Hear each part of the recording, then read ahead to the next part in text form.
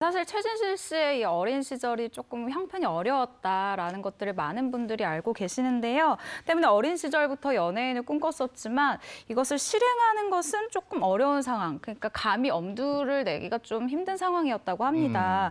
그럴 이유가 일단 최진실 씨 같은 경우에는 연예인의 그 끼를 감출 수는 없잖아요. 네. 이 20살이 되자 홀로 어렵게 생계를 꾸려나가는 이 어머니를 돕기 위해서 K본부 탤런트 공채 시험을 보게 됩니다. 네. 하지만 이렇게 대단한 최진실 씨도 그 꿈이 허무하게 좌절되고 말았다고 그럼 합니다. 떨어졌던 거예요?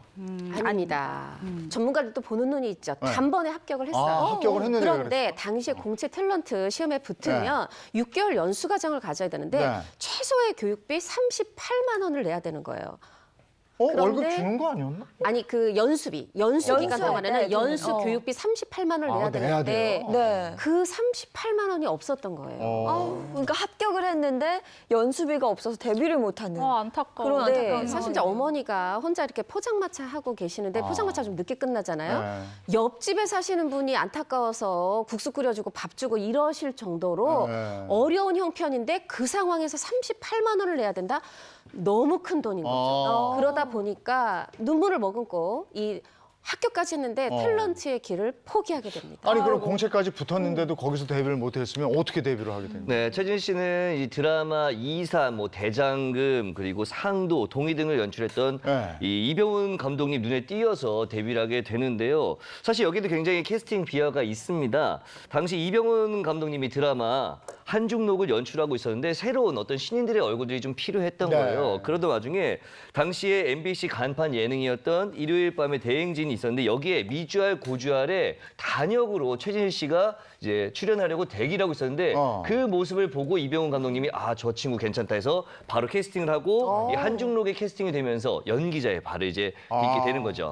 당시에도 이병훈 감독은 스타 감독이었는데 네. 그 감독을 만나면서 어떻게 보면 인생이 한번 또 변하게 되는 거네요. 네, 그렇다고 볼 수가 있죠. 최진실 씨에게 이 첫 드라마 한중록이 특별한 이유가 또 있는데요. 당연히 최정상의 자리에 올려놓은 스타의 발판을 만들어준 작품이기도 하지만 또 한 명의 은인이 있습니다. 바로 스타 매니저 배병수 씨와 만난 그 작품이기 때문인데요. 일단 이 1세대 스타 매니저 배병수 씨를 만난 후에 최진실 씨는 출연작마다 대히트를 기록을 하면서 청춘 스타로 그리고 국민 배우로 성장을 하게 됐다고 합니다.